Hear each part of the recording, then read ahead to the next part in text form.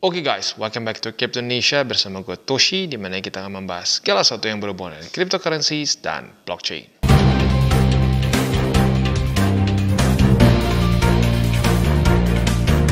Jadi pada video kita hari ini mainly kita akan update fundamental mengenai the Feds ya.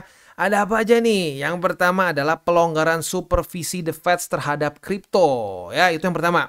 Yang kedua kita akan bahas lagi-lagi urusan interest rate. Gimana nih Bang? Apakah possibility kita untuk cut rates di September semakin besar? Dan apa kurang lebih efeknya ke market? Dan selain itu juga ada resiko apa di depan secara fundamental? Ya, itu mainly yang akan kita bahas di video ini.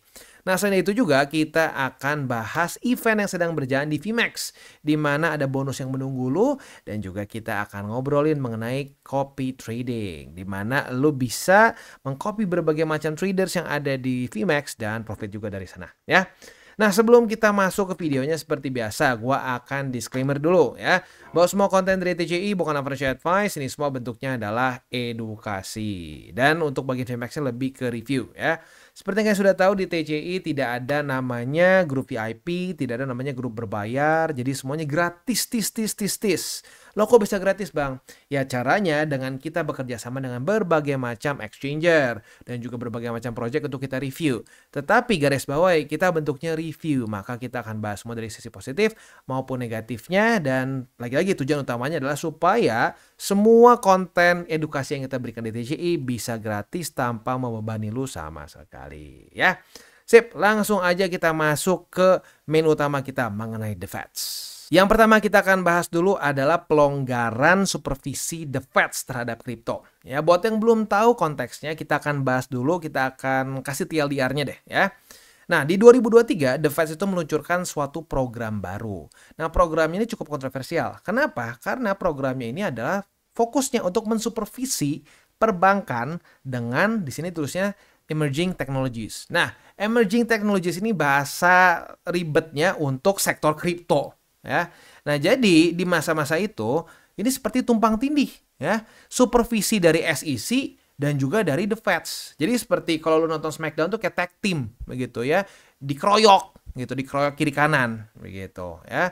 Nah, ini bisa jadi tumpang tindih dan jadi kasarnya kayak semacam kayak witch hunt begitu. Dan lu tahu juga di masa-masa 2023 SEC itu regulasinya kacau balau untuk kripto ya. Kasarnya seperti inilah analoginya ya. Kita anggap misalkan kita masuk ke sekolah baru nih. Kita masuk ke sekolah baru, kita tanya, apa saja peraturan di sekolah ini? Nah, kepala sekolah bilang, oh kita belum ada aturan, nanti kita akan update aturannya. Oh oke, ya sudah, berarti tidak ada aturan mengenai sepatu misalkan. Ya, gue boleh pakai sepatu apapun yang gue mau. Ya sudah, gue pakai sepatu putih ya. Tiba-tiba masuk sekolah, kepala sekolah bilang, tidak boleh sepatu putih. Loh, kan belum ada regulasinya, belum ada aturannya Pak. Bapak nggak bilang apa-apa loh. Oh nanti akan ada. Ya, aturannya nanti akan ada, tapi Anda saya hukum dulu. Nah, itu cara regulasi di zaman si Gary Gensler. Berantakan. Dan itu membuat berbagai macam proyek kripto jadi kacau. Dan banyak yang tidak mau mendevelop di US. Begitu. Ya. Nah, itu yang terjadi di masa-masa itu. Ya. Nah, sekarang gimana Bang? Sekarang update-nya adalah ini akan dihilangkan semua. Ya, jadi the Feds tidak akan lagi mensupervisi dalam tanda kutip interaksi antara bank dengan kripto. Tapi mereka akan supervisinya langsung dari perbankannya saja, which is itu sesuai dengan ya fungsi mereka. Begitu. Ya, jadi this is good. Overall this is good. Ya, jadi tidak ada program yang tumpang tindih seperti dulu. Ya, jadi secara fundamental bagus, dan kita tahu juga bahwa SEC yang sekarang ya, yang udah bukan Gary Gensler lagi, itu jauh lebih, kita bukan ngomong pro gila-gilaan nggak juga ya, tapi lebih fair. Jadi regulasinya jelas. Oke, stablecoin seperti apa? Oke, untuk project crypto seperti apa? Perpajakannya seperti apa? Nah, itu yang kita perlukan, kejelasan. Dan itu akan membuat suatu aset kelas tertentu akan jadi lebih mature dengan regulasi yang jelas, regulasi yang kokoh begitu. Nah, di zaman Gary Gensler kita nggak dapat itu. Seperti sengaja dibiarkan membingungkan begitu ya, membingungkan seperti di negara kita yang tercinta ini ya. Semuanya dibikin membingungkan supaya ada banyak celah untuk ya Mungkin salaman dengan inilah salamannya tapi ada duit di dalamnya mungkin begitu ya. Ya jadi intinya seperti itu. Sekarang sudah jauh lebih baik ya. Dengan adanya pembatalan supervisi the Feds ini juga memperjelas lagi itu. Kita menuju ke arah yang benar secara regulasi ya. Nah, itu yang pertama. Yang kedua, kita akan bahas mengenai ya apalagi kalau bukan interest rate cut. Untuk interest rate cut di sini seperti yang kita bisa lihat ya, di bulan September itu naik ke 92,1. Kalau nggak salah terakhir kali kita bahas tuh September tuh masih 91-an. Jadi ada peningkatan sekitar 1%-an ya. Nah, jadi ya possibility untuk kita cut rate di September itu sangat besar ya. Wah bang, kalau gini udah dong bang, paten dong bang ya. Di sini the Fed sudah nggak mau ikut campur lagi, udah tenang ya. Wah di sini kemungkinan cut rate September juga tinggi ya, 92% loh bang, gila ya. Nah, kalau sampai sudah terjadi cut rate, kalau gitu pasti dong bang. Waduh, biasa nih keluar kata-kata pasti. Pasti dong kita bakal ngepump. Ya, sayangnya tidak semudah itu. Ya, karena di bulan September ini ada juga suatu statistik yang jujurnya menakutkan. Dan 100% sampai sekarang masih 100% ya. Nah, tapi gue nggak akan bahas di video ini karena kalau gua bahas sekarang, orang-orang kemungkinan besar akan nanti lupa udahnya berantakan lagi. Ya karena udah pernah terjadi dulu ya, teori cycle gue pernah bahas dari kapan. Tapi waktu lagi konteksnya nggak pas, nggak masuk otak gitu. Jadi gua nggak mau ngulang-ngulang lagi lah. Gua nggak mau sampai harus bikin video yang sama beberapa kali. Gua pengen nanti kalau sudah momentumnya pas, gua bahas gitu ya. Jadi buat lo yang pengen tahu nih, statistik menyeramkan apa di bulan September post halving year, ya stay tune ya, nanti kita akan bahas di video lain di mana itu kemungkinan akan cukup panjang gitu karena kita akan tarik data sampai 2013 gitu ya.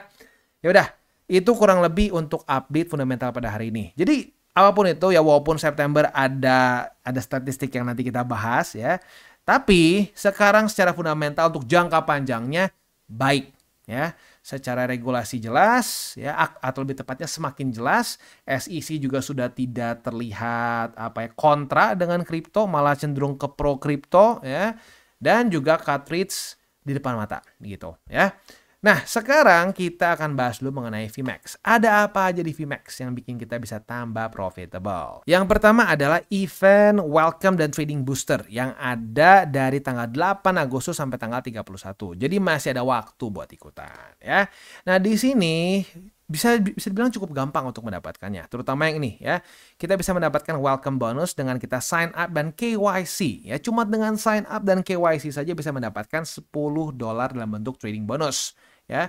Nah, apabila lu tambahkan lagi dengan first deposit lebih dari 1 USD dan juga lu trade sekali saja untuk trading futures ya, lu akan mendapatkan lagi ekstra 10 USD lagi dalam bentuk sekali lagi trading bonus ya, bukan buat IWD tapi bisa lu pakai untuk trade futures, bisa dijadikan untuk margin begitu ya.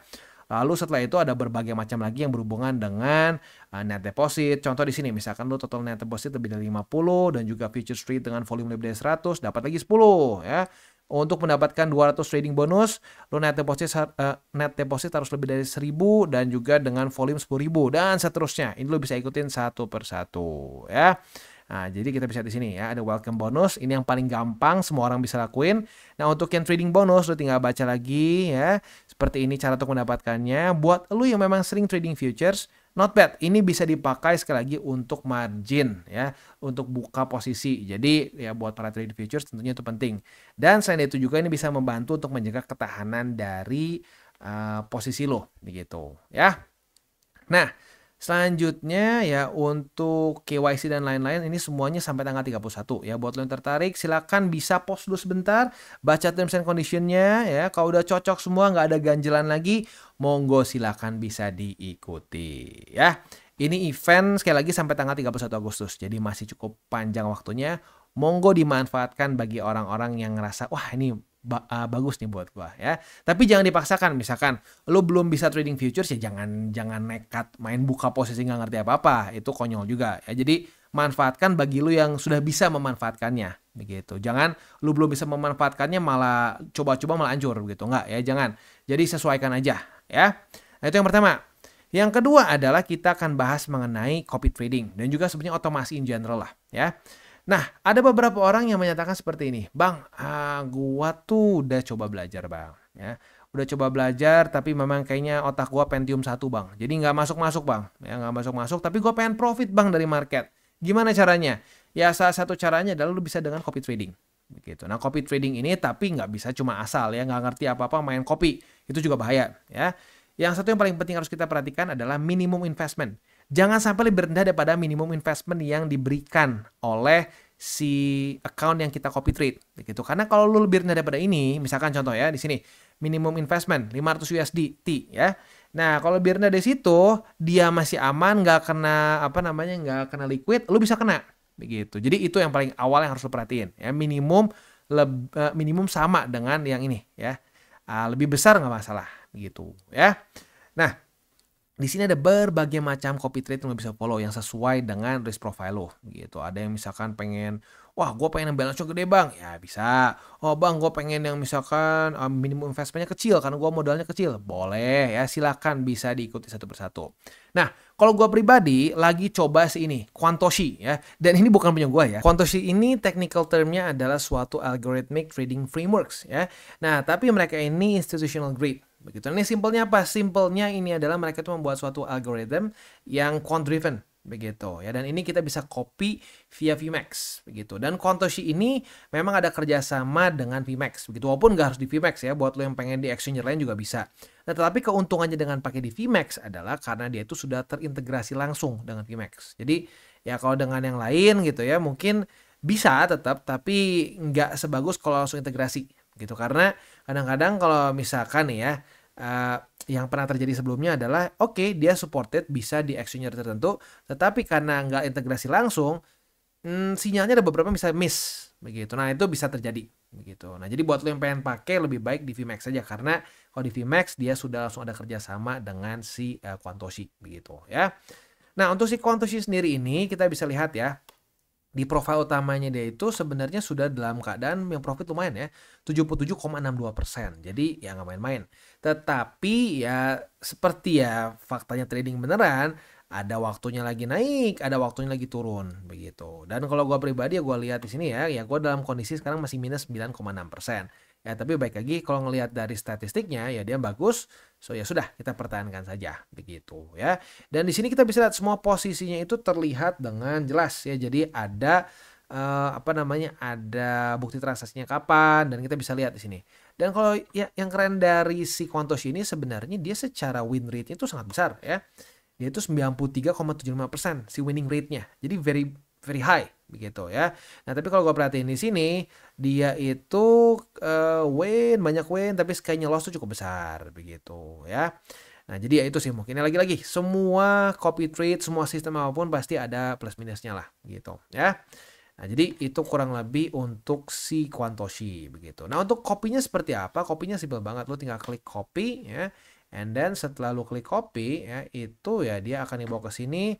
Lu tinggal disesuaikan saja begitu. Misalkan lu mau pakai copy trade-nya seperti apa, si pairs-nya seperti apa ya, dan juga si investment-nya seperti apa. Nah, di sini minimum 100 USDT begitu ya.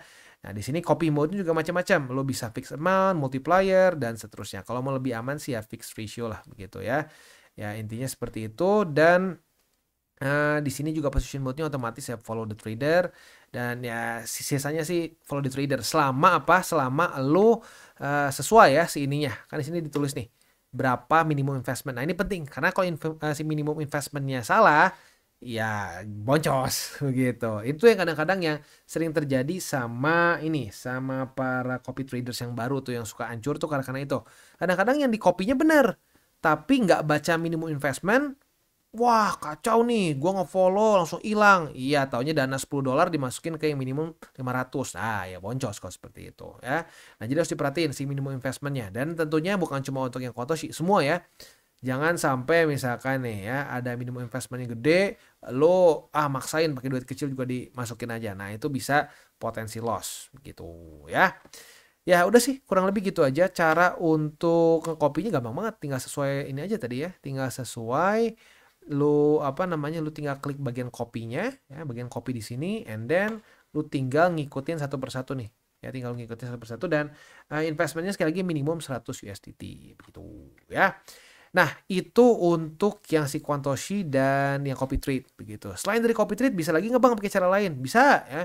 Misalkan lu pengen akumulasi nih ya, akumulasi pakai cara grid namanya. Nah, ini bisa juga tapi dengan namanya bot. Nah, bot di sini kita bisa lihat ya ada spot grid. Nah, ini lu bisa sesuaikan sama yang lu pengen. Misalkan aduh Bang, kalau misalkan futures gue takut nih Bang, gue pengennya spot aja jadi bisa di hold lama. Tapi spotnya pengen spesifiknya BTC Bang, biar nggak bahaya. Bisa ya, lu bisa minta misalkan gue pengen grid spot dan hanya BTC saja bisa. Atau lu mau ubah, pengen AVAX, pengen Cardano, pengen apa, ada semua bisa di sini. Bisa disesuaikan sama yang lu mau begitu. Jadi yang gue suka dari VMAX ini adalah mereka itu very flexible. Lu pengennya apa ya bisa gitu ya. Di sini bisa ada bot spot grid, ada juga funding rate arbitrage. Nah ini menarik nih, lo bisa mendapatkan profit dari disebutnya tuh ini delta neutral strategy disebutnya ya.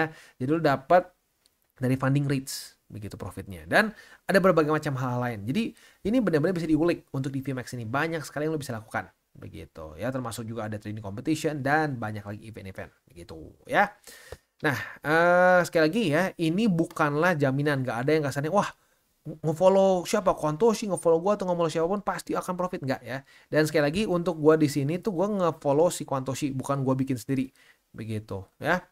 Ya udah sih gitu aja kurang lebih untuk di VMAX ya. Dan di VMAX ini apa namanya, bisa banyak hal lain juga bisa lakukan ya selain dari copy trade ya. Seperti biasa lo trading spot bisa ya, lalu setelah lo beli spot lo ke earn juga bisa. Jadi semua hal-hal lain yang lo biasa lakukan ya bisa lakukan juga di sini.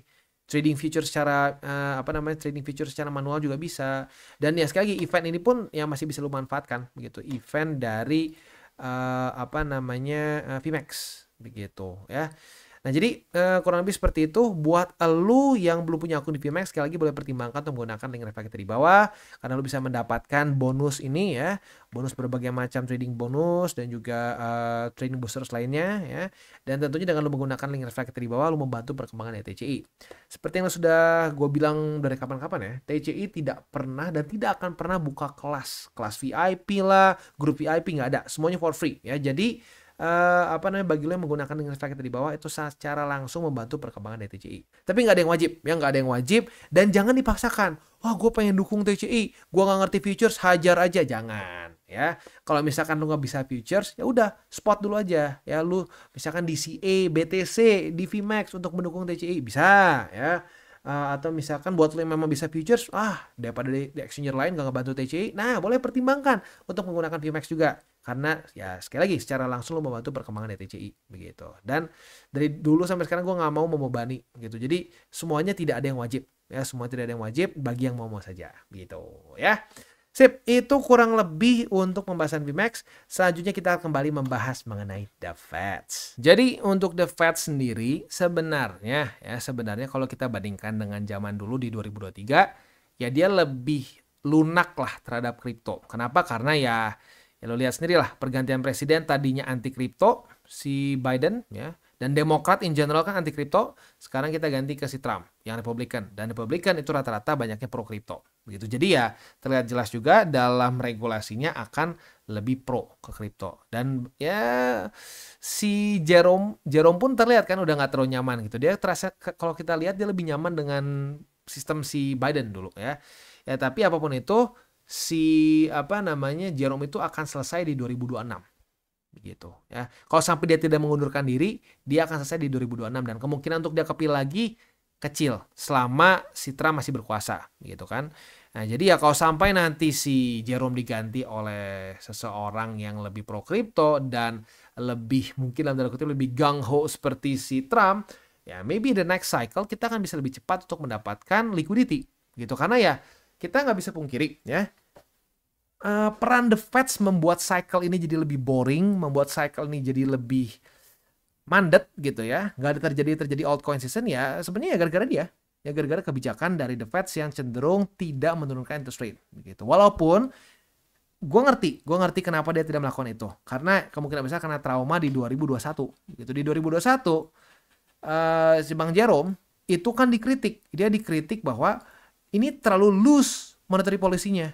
Ini terlalu loose, karena interest rate-nya itu dibiarkan rendah terlalu lama katanya ya. Banyak yang banyak yang mengkritik dia terlalu lama mempertahankan interest rate yang rendah dan juga balance sheet terlalu tinggi begitu. Nah, di masa-masa itu Bang Jerome ya menjadi seperti teman kripto ya, teman dari para pencinta kripto. Tenang, inflation is transitory katanya ya. Nah, ternyata faktanya enggak kan? Glosor ya. Glosornya bukan cuma di market, tapi ekonomi US glosor. Inflasi sangat terasa. Jadi statement inflation is transitory ternyata tidak terbukti begitu kan. Nah, jadi itu mungkin membuat si Jerome ya di cycle kali ini jadi terlalu berhati-hati. Begitu. Terlalu berhati-hati, jadi ya kasarnya kita tidak mendapatkan liquidity yang cukup untuk mendapatkan altcoin season. Begitu, ya. Ya, tapi kalau ngomongin teori cycle, sekarang telat nggak ya? Ya susah kalau dibilang sekarang share teori cycle telat atau nggak, karena sebentar lagi kita sudah masuk kuartal 4. Begitu. Nah, apakah nanti September cut rates, lalu mungkin di bulan selanjutnya cut rates lagi, apakah itu akan membuat kita mendapatkan altcoin season seperti 2021? Nggak ada jaminan. Begitu, karena kita sudah pernah bahas di video-video kita sebelumnya. Kalau cutting rates-nya itu telat, ya, kita lihat S&P 500, itu bisa terjadi seperti di 2000 dan di 2007. Begitu. Jadi ada cut rates, ya, terjadi cut rates, tetapi karena telat, hasilnya apa? Hasilnya kita tetap mendapatkan apa? Ya, kita tetap mendapatkan, kurang mundur. Nah, di sini ya, hasilnya kita tetap mendapatkan bear market. Itu, nah ini bisa terjadi di kali ini juga. Ya, jadi gini, jangan sampai kita kemakan dengan satu statement seperti ini. Nanti 2026 kita bakal cut rates katanya gila-gilaan. Kalau kita cut rates gila-gilaan di 2026, maka apa? Kita pasti masuk lagi ke bear, kita nggak akan masuk ke bear market. Nope, that's wrong. Ya, ini cut rates kurang gila apa? Masuk bear market nggak? Masuk bear market. Gitu. Jadi hati-hati. Cutting rates itu bukanlah jaminan kita akan aman dari bear market. Dan ini yang sudah di-warn oleh si Waller, ya, Christopher Waller. Salah satu yang menentang keputusan the Fed tidak menurunkan interest rate. Dibilang bisa berbahaya. Kalau ini tidak, kalau the Fed terlalu percaya diri terhadap labor market menurut dia, ya. Nah, ini bisa berbahaya. Ekonomi bisa berantakan. Nah, ini yang dimaksud oleh si Waller. Jadi nanti kalau sampai kita telat nuruninnya, bisa aja tetap masuk ke bear market. Gitu, ya. Yaudah, kurang lebih seperti itu untuk video kita pada hari ini. Selanjutnya ya mungkin gue akan ini aja. Nanti ya untuk urusan yang statistik September, mungkin di akhir bulan ini kita akan bahas. Jadi buat lo yang penasaran, stay tune. Dan ya coba ya gue lihat animonya lah. Kalau animonya cukup banyak tertarik, ya kita akan bahas cepat mungkin lah. Ya, sip. Kita tutup dengan 3 golden rules. Jangan berkeuangan panas, jangan over leverage, berpikirlah jangka panjang. Dan salam tabur tuai. Ingat, apa yang lo tabur kan lo tuai, jadi taburlah sebanyak mungkin hal baik. Dan buat kalian yang belum nonton DCWT atau Daily Charting with Toshi, bisa klik di sini, di mana kita akan daily chart your favorite cryptocurrencies. Dan buat lo yang belum mengerti juga mungkin mengenai chart, candles, dan hal-hal lain, bisa juga klik di sini, ada tutorials with Toshi. Dan buat lo yang pengen mendukung TCI, salah satunya bisa menggunakan link referral di bawah. Dan jangan lupa juga untuk join Telegram group, di mana kita bisa ngobrol-ngobrol santai mengenai dunia cryptocurrency secara 2 arah.